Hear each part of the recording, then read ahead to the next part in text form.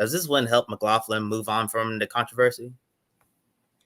I think so. And I think, Scotty Mack was in a slightly less bad, I won't say better, but less bad position than Joseph Newgarden was in, because Newgarden had all the spotlight on him, being the race winner and having the race win taken away.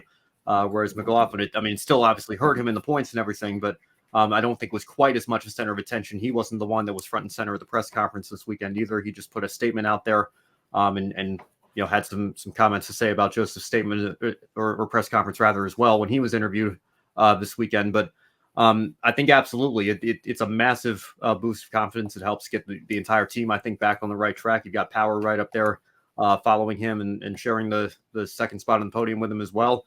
And, I said on Grid Tonight, I believe that, I didn't think that this was something that McLaughlin was going to have an easy time digging his way out of. Newgarden, certainly it hurt him in the points, but I felt like had a situation where, he didn't fall quite so far back that there wasn't going to be that mental aspect of, my goodness, we're dead last in the points right now. I don't know if he exactly ended up gaining 20 spots, because I think NBC was going off of where they were running at the time. I don't know if things changed in the closing laps at all, but I believe he went from 29th to 9th or something like that up in the points at the back end of the top 10. So now that you've gotten over that initial hurdle, now that you are firmly back in the upper end of the midfield here in terms of the point standings, I think, making up 8 spots over whatever it is we have 14 races to go is a lot easier than making up 28 spots with, 15 races to go or whatever it is. So I think that, McLaughlin needed something like this to happen today.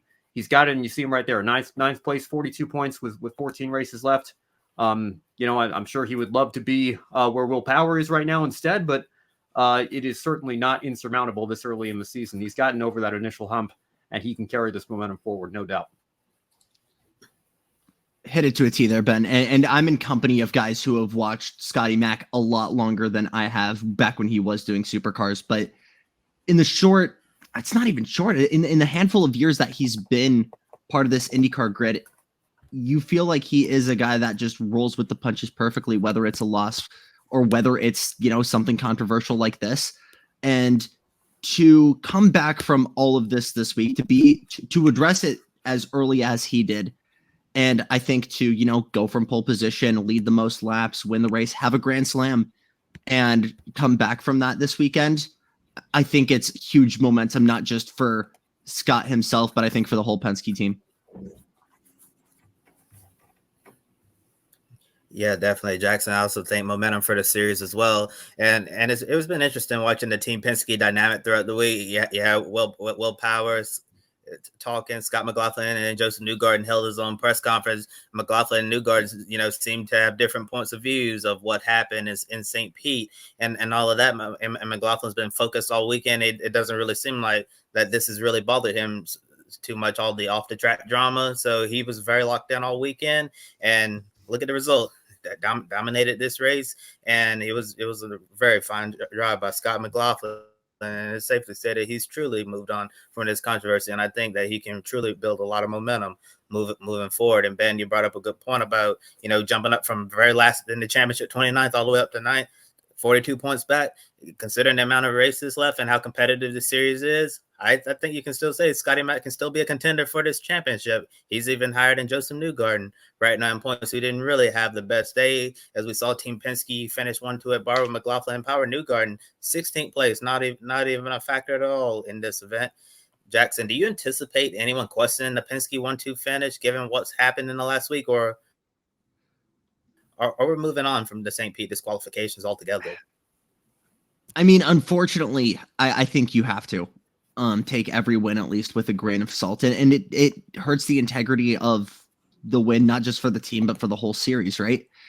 But when you go back to Scott McLaughlin's reaction, going back to Will Power's reaction, and how the crowd reacted, I mean, Barber was going nuts for Scott, and Will's coming out of the car exhausted for good reason. His vents were totally closed. That's why he had the visor up in the back half of the race. And just how happy Scott was. I think they have a mentality that they're moving on. And I think it seems like a majority of both the paddock and the fan base is saying, yeah, it's time to start moving on. Yeah, I'm sure there's always going to be that portion of the fan base that is going to question and everything, but I think that, I don't love making stick and ball sports comparisons, but the two that come to mind for me, the New England Patriots was Deflategate. They went on to win the Super Bowl just a couple of weeks later and then added two more in the next 3 or 4 years there. And then the Houston Astros were the same way with that cheating scandal in baseball, and still had a very strong team and came back a few years later. And unfortunately for me, defeated my Philadelphia Phillies in the World Series. But the point being, they were still great teams that were still great without that advantage that threw them into all sorts of controversy here. And that absolutely applies to Team Penske here in the NTT IndyCar Series. They are one of the top teams. They were before this incident. They will be after this incident.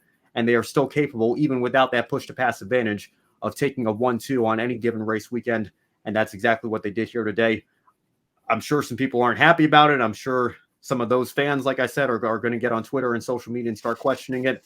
But as for me, they laid down the law.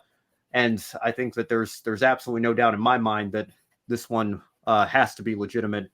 If it's not, I would hope that we don't have to spend 45 days before we find out about it. But I think that given how much scrutiny they've been under the last half week or so, that there's no doubt in my mind that they earned this today.